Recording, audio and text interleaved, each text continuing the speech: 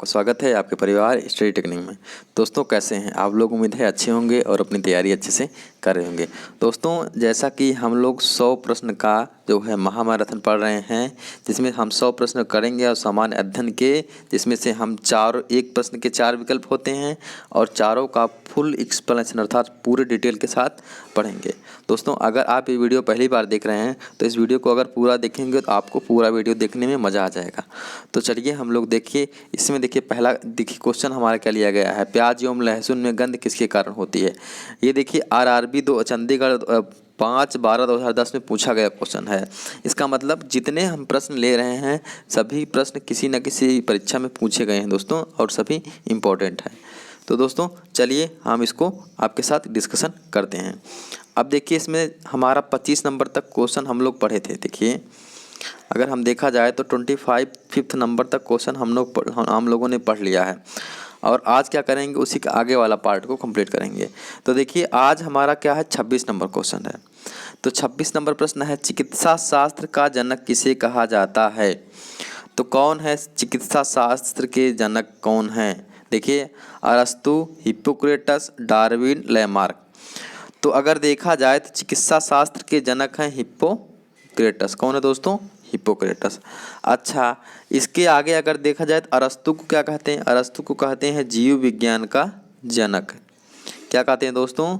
जीव विज्ञान का जनक। किसे कहते हैं? अरस्तु को। डार्विन को क्या कहते हैं? डार्विन महोदय को क्या कहते हैं दोस्तों? तो डार्विन ने एक हमारा थियरी दी थी, एक बुक दिया था, चाहे एक कॉन्सेप्ट दिया था, the origin of species. Origin of species अर्थात प्रजातियों की उत्पत्ति, क्या एक बुक दिया था। तो वहाँ से इनका एक डार्विनवाद आया था, वो बहुत फेमस हुआ था। तो डार्विन के लिए क्या फेमस है? द ओरिजिन ऑफ स्पीसीज या प्रजातियों की उत्पत्ति। यहाँ तक हो गया दोस्तों।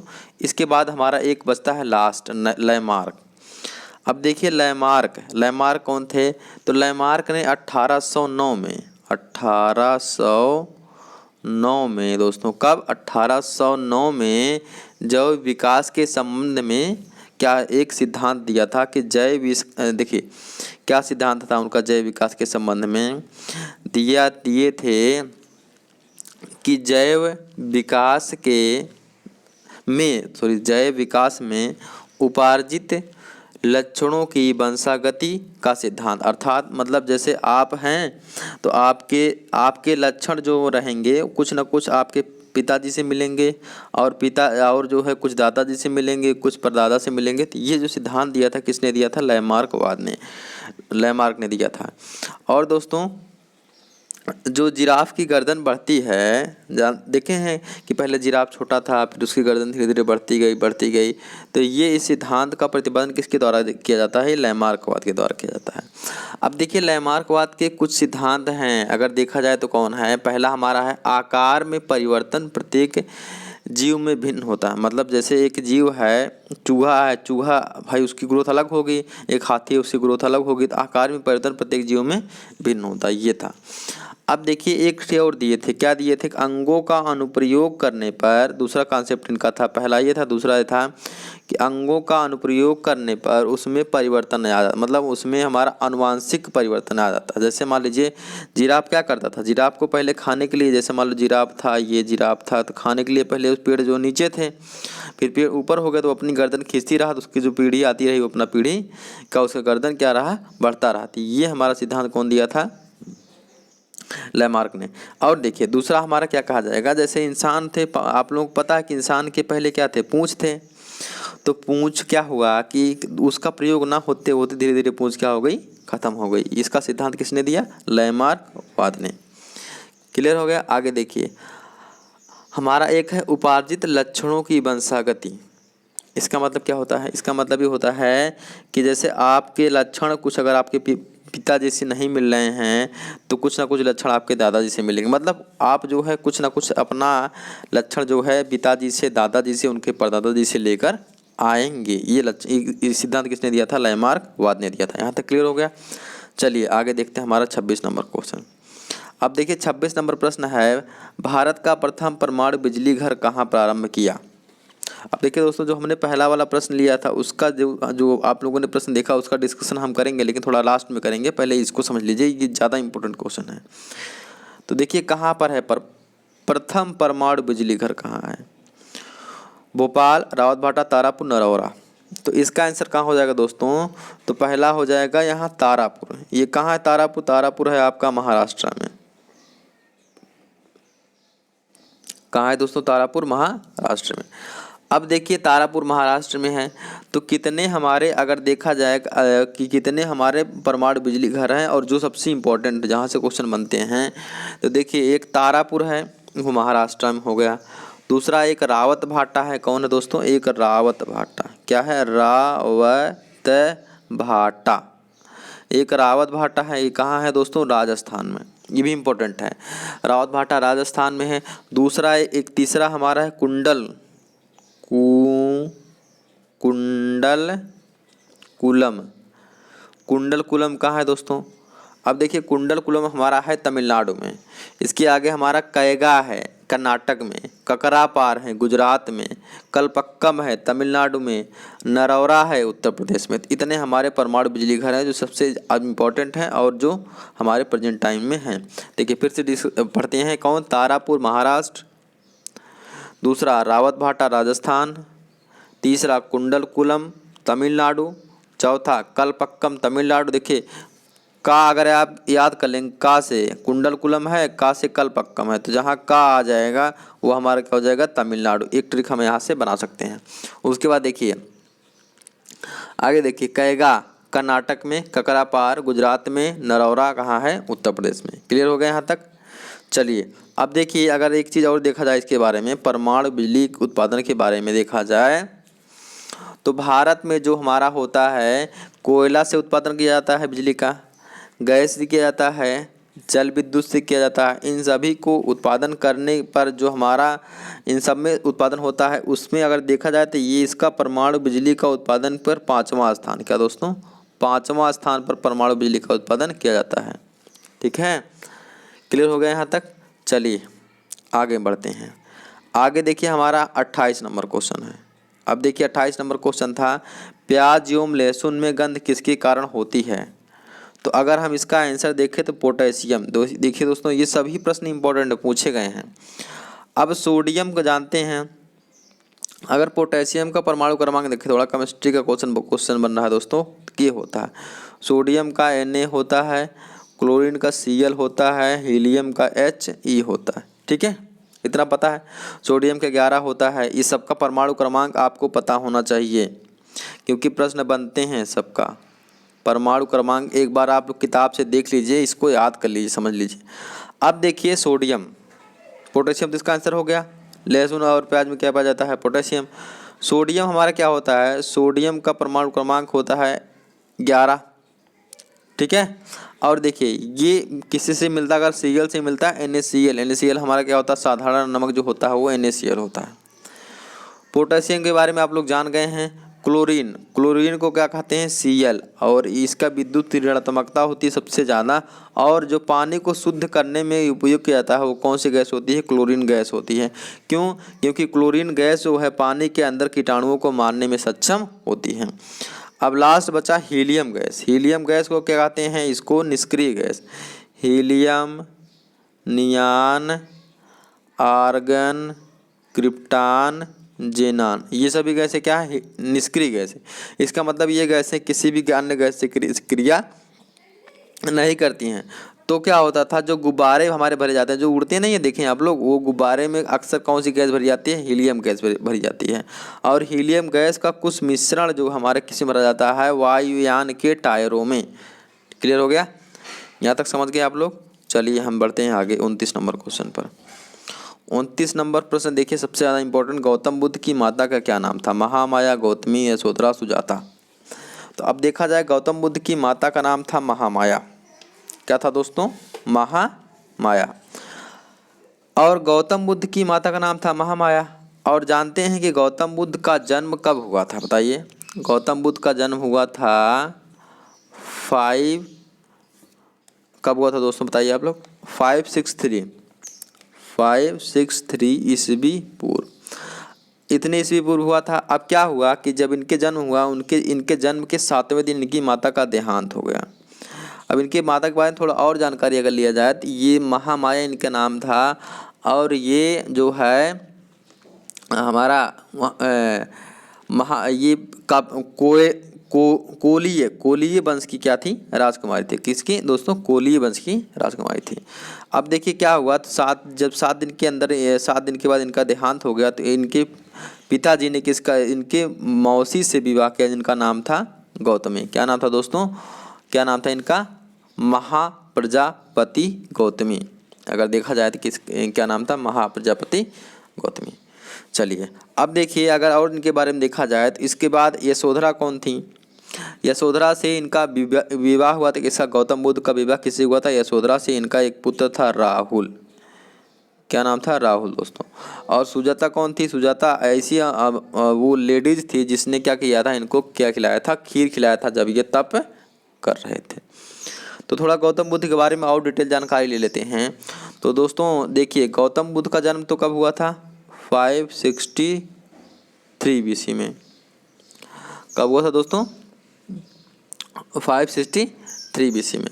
और इनकी मृत्यु कब हुआ था दोस्तों, इनकी मृत्यु हुआ था 483 ईसा पूर्व, 483 ईसा पूर्व। ठीक है, यहाँ तक हो गया। 563 ईस्वी पूर्व में इनका जन्म हुआ था, 483 ईस्वी पूर्व में इनका क्या हुआ था, मृत्यु हुआ था। तो अब देखिए, अगर पूछा जाए इनके बारे में कुछ डिटेल पूछाता है कि इनका बचपन का नाम क्या था। इनका बचपन का नाम क्या था दोस्तों, अगर पूछा जाए तो इनका बचपन का नाम था क्या, सिद्धार्थ। सिद्धार्थ नाम था। बाद में क्या हुआ, गौतम बुद्ध नाम हो गया। इनके पिता का नाम क्या था, इनके पिता का नाम था शुद्धोधन। क्या नाम था दोस्तों, इनके पिता का नाम था शुद्धोधन। अब देखिए एक बात और है, इनके पिता का नाम शुद्धोधन था। ये 4 चीज़ों को देख करके क्या देखे थे, ओल्ड मैन एक बूढ़ा आदमी को देखे थे, एक बीमार व्यक्ति को देखे थे, एक मृत शरीर को देखे थे, और एक साधु को देखे थे। मतलब 4 चीज़ों को, 4 लोगों को देख करके इनके मन में एक भावना जागृत हुई। मतलब ये सोचे कि उसके बारे में जानने के लिए, दुख क्या होता है, दुख का निवारण कैसे किया जाता है, इन सभी की चीज़ों को जानने के लिए ये 29 वर्ष की आयु में अपने घर से क्या हुए, निकल गए। कब दोस्तों, 29 वर्ष की आयु में अपने घर से निकल गए। क्लियर हुआ। अब देखिए 29 वर्ष की आयु में घर से निकल गए, तो इन्होंने सबसे पहले ये गए तो टहलते रहे। तो इनके पहले गुरु इनको कौन बताया, जिनसे ये मेडिटेशन सीखे, उनका नाम था अलार कलाम। पूछा जाता है दोस्तों, ध्यान दीजिएगा। पहले गुरु कौन थे इनके, अलार कलाम। गौतम बुद्ध के पहले गुरु कौन थे, अलार कलाम। तो अलार कलाम से इन्होंने क्या हुआ, मेडिटेशन सीखा। ठीक है। और इसके बाद क्या हुआ कि इसके बाद वहाँ से वो चले गए, मेडिटेशन सीख के चले गए, और बहुत से गुरुओं के पास गए थे। इसके बाद क्या किए, ये बोध गया में गए, और इसके बाद बोध गया में जा करके निरंजना नदी के किनारे क्या हुआ, निरंजना नदी के किनारे जा करके वहाँ पर तप करने लगे, और वहीं पर इनको क्या हुआ, निर्वाण अर्थात ज्ञान की प्राप्ति हुई। कहाँ पर, बोध गया में, और किसके, वट वृक्ष मतलब बरगद वृक्ष के नीचे। यहाँ तक क्लियर हुआ दोस्तों आप लोगों को, ठीक है, यहाँ तक क्लियर हुआ। अब देखिए इनको ज्ञान प्राप्त हुआ, तो जब इनको ज्ञान प्राप्त हो गया, ठीक है, किसको, गौतम बुद्ध को जब ज्ञान प्राप्त हो गया, तो ये क्या कहलाए, बुद्ध या तथागत कहलाए। अब बुद्ध कहला गए। अब इसके बाद इन्होंने अपना ज्ञान किसको दिया, सर्वप्रथम जो है अपना ज्ञान कहाँ दिया था, सारनाथ में। कहाँ दिया था दोस्तों, सारनाथ। आप लोग पता सारनाथ कहाँ है। तो सबसे पहला उपदेश किसको दिया था, पहला उपदेश दिया था कहाँ पर, सारनाथ में। ठीक है, जहाँ पर इनके क्या थे, 5 लोग थे, 5 शिष्य थे, और सारनाथ में उपदेश दिया था, जिसको कहते हैं धर्म चक्र प्रवर्तन। मोस्ट इम्पोर्टेंट क्या, धर्म चक्र प्रवर्तन। मतलब पहले इनके उपदेश को कहते हैं धर्म चक्र प्रवर्तन। तो धर्म चक्र प्रवर्तन किसे कहते हैं, क्वेश्चन बन जाता है, किसे, गौतम बुद्ध के पहले उपदेश को। ठीक है, और देखिए एक क्वेश्चन और बनता है कि जब ये घर छोड़कर गए थे तो इनके घर छोड़ने की क्रिया को क्या कहा गया था। ठीक है, तो इनके घर छोड़ने की क्रिया को कहा गया था महाभिनिष्क्रमण। ये सब बड़ा इंपॉर्टेंट है, निष्क्रमण।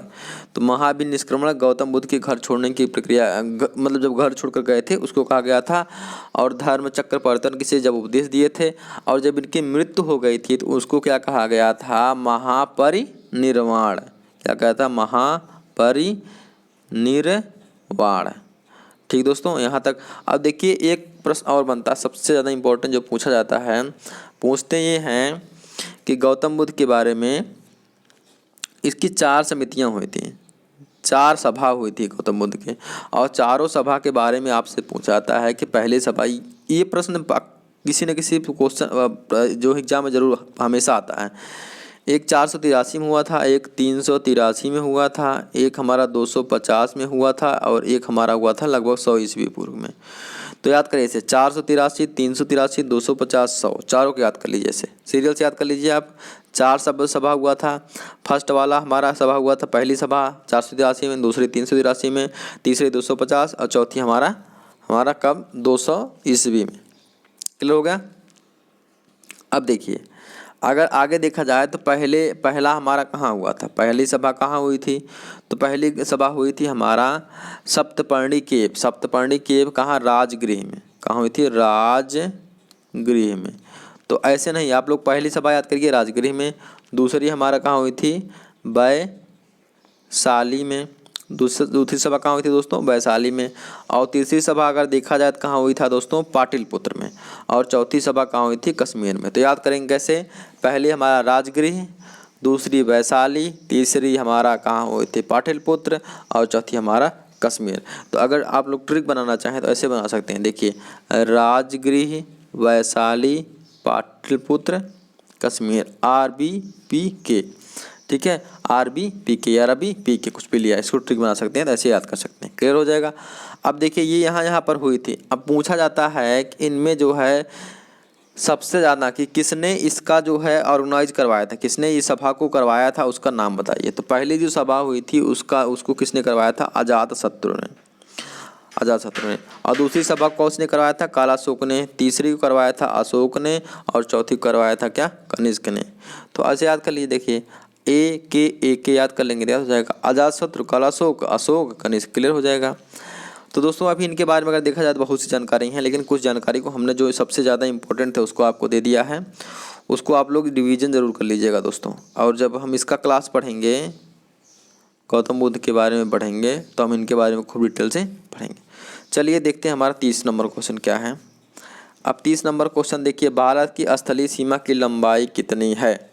मतलब भारत के सीमा की लंबाई कितनी है, तो भारत की सीमा देखते हैं थोड़ा सा। अब हम लोग मैप पे चलते हैं, देख लेते हैं पहले इसको। 15,200, 6100, 14,16.6, 7,516.6 किलोमीटर। तो थोड़ा सा अब हम मैप पर चलते हैं, देखते हैं कि हमारा मैप देखिए, ये हमारा हो गया भारत। ये देख रहे हैं, आपका भारत दिख रहा है यहाँ से, ऐसे ऐसे ऐसे ऐसे, ये भारत है पूरा, ऐसे ऐसे ऐसे यहाँ तक ये भारत पूरा है।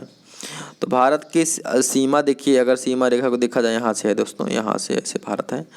तो अगर देखा जाए भारत के बारे में, तो भारत की सीमा जो है, कुछ सीमा हमारा जलीय सीमा है ये, और कुछ सीमा देखिए, ये सीमा इतना क्या होगा, जलीय सीमा। और लेकिन इसके बाद देखिए यहाँ से कुछ सीमा क्या होती है, स्थलीय सीमा होती है। तो भारत की सीमा क्या होती है, जलीय और स्थलीय दोनों है। क्लियर हो गया यहाँ तक। मतलब भारत की सीमा क्या है, जलीय भी है और स्थलीय भी है। अब अगर देखें हम, तो भारत की सीमा देखिए, पूछा क्या गया है प्रश्न आपसे, पूछा गया भारत की स्थलीय सीमा की लंबाई कितनी है। अगर भारत की स्थलीय सीमा की लंबाई पूछा जाएगा तो आपका आ जाए कितना, 15,200 किलोमीटर। कितना आ जाएगा दोस्तों, 15,200 किलोमीटर। लेकिन अगर जलीय सीमा की लंबाई पूछा जाएगा तो कितना आ जाएगा दोस्तों, ये बताइए कि अगर जलीय सीमा की लंबाई मतलब तटीय तटीय सीमा की लंबाई। अब तटीय सीमा की लंबाई अगर देखा जाए तो एक हमारे कितना आता है, देखिए अब समझिएगा पहले, स्थलीय सीमा की लंबाई 15,200 हो गया। तटीय सीमा की लंबाई 6100 किलोमीटर होता है और 1416.6 किलोमीटर होगा। कैसे, रुकिए समझते हैं। ठीक है, अगर जलीय सीमा की टोटल लंबाई के बारे में बात किया जाए तो हमारा हो जाएगा 7,516.6 किलोमीटर और स्थलीय हमारा हो जाएगा 15,200 किलोमीटर। टोटल अगर देखा जाए तो कितना हो जाएगा 22,716.6 किलोमीटर। लेकिन अभी हम डिटेल में आपको बताते हैं। देखिए, अब आपसे यहाँ कहा गया कि भारत की जलीय सीमा की लंबाई 6100 किलोमीटर एक जगह है और एक जगह क्या है कि आपका 1416 किलोमीटर है। तो आप ध्यान दीजिए, 6100 किलोमीटर जो इधर वाली लंबाई आप देख रहे हैं, इधर जितना पर हमारा बॉर्डर बना है ये हमारा 6100 किलोमीटर है। लेकिन इधर देखिए आपका इस बंगाल की खाड़ी में एक द्वीप है जिसका नाम है अंडमान निकोबार, और एक यहाँ सा द्वीप है छोटा सा जिसका नाम है क्या, लक्षद्वीप। क्या दोस्तों, एक यहाँ पर द्वीप है जिसका नाम क्या है, लक्षद्वीप। अगर यहाँ पर द्वीप है उसका देखा जाए, लक्षद्वीप को हम देखें और यहाँ पर इसको देखें तो इन दोनों द्वीपों का जो बाउंड्री है, मतलब इन दोनों द्वीपों का जो सीमा है उसकी लंबाई को मिलाया जाए तो कितना होता है, 1416.6 किलोमीटर।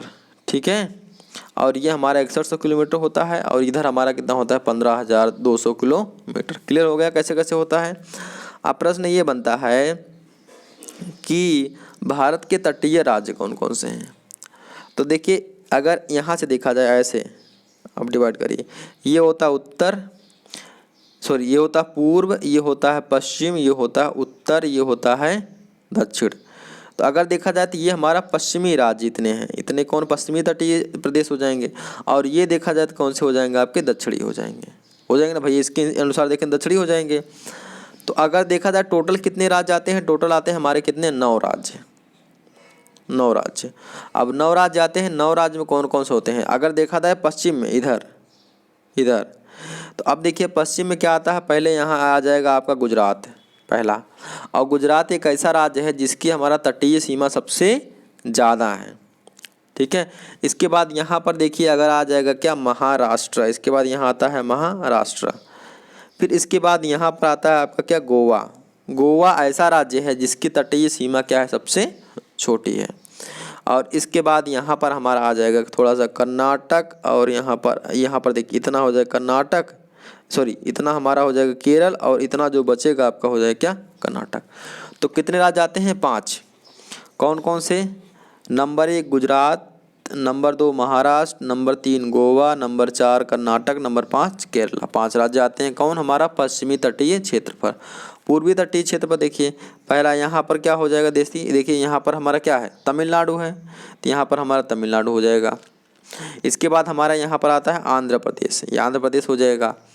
इसके बाद यहाँ पर आ जाएगा आपका उड़ीसा हो जाएगा, और इसके लास्ट में आ जाएगा आपका पश्चिम बंगाल, यहाँ पश्चिम बंगाल। तो 4 राज्य इधर और 5 राज्य इधर, टोटल हमारे कितने राज्य हो जाएंगे दोस्तों, 9 राज्य। तो 9 राज्य हमारे क्या हो, जलीय सीमा से लगे हुए। और स्थलीय सीमा से देखा जाए तो बहुत से राज्य लगे हुए हैं। यहाँ पर अब मैप में देखेंगे तो यहाँ पर बांग्लादेश कितने कितने राज्य। दोस्तों आप लोग मैप देख करके इसको मैप को देख बार समझ लेंगे तो काफ़ी चीज़ें आपका क्लियर हो जाएंगे। यहाँ से कितने राज्य हैं, यहाँ से देखिए आपका यहाँ नेपाल हो जाएगा, नेपाल से कितने राज्य हटे हैं, चीन से कितने राज्य हटे हैं, पाकिस्तान से कितने राज्य हटे हैं, ये क्वेश्चन आपसे एग्जाम में पूछ लिया जाता है। चलिए थोड़ा सा और हम देखते हैं इसके बारे में। अगर वर्ल्ड मैप में भारत का नक्शा को, भारत के मैप को देखा जाए तो भारत का मैप कहाँ पड़ता है, देखिए यहाँ पड़ता है, ध्यान दीजिएगा। ठीक है, वर्ल्ड मैप में देखना, आपको मैप देखना तो आना चाहिए कहाँ होता है। देखिए कौन सा, नॉर्थ अमेरिका है, साउथ अमेरिका है, यहाँ पर यूरोप है और साउथ अफ्रीका है, एशिया है, ऑस्ट्रेलिया है, इधर नीचे आपका क्या अंटार्कटिका आता है। तो ये सब के बारे में आपको पता होना चाहिए, कौन सा देश कहाँ पर है, किस देश का लोकेशन कहाँ है। तो दोस्तों ये पूरा वीडियो आपका रहा और उम्मीद है कि वीडियो पसंद आया होगा। अगर वीडियो पसंद आया तो लाइक करें, कमेंट करें और इसको अपने दोस्तों के पास शेयर करना ना भूलें। दोस्तों अभी तक अगर आपने हमारे चैनल को सब्सक्राइब नहीं किया है तो सब्सक्राइब कर लीजिए, और अगर सब्सक्राइब कर रखे हो तो अगर नोटिफिकेशन बेल को ऑन नहीं किए हों तो उसको ऑन कर लीजिए, जिससे कि अगर कोई भी न्यूज़ को, कोई भी वीडियो को इसी से रिलेटेड कोई अच्छी वीडियो मैं जब अपलोड करूँगा तो उसकी नोटिफिकेशन आपके पास पहुँचती जाए। तो दोस्तों वीडियो देखने के लिए बहुत बहुत धन्यवाद। मिलते हैं नए वीडियो में, तब तक के लिए अपना ख्याल रखिए। जय हिंद, वंदे मातरम।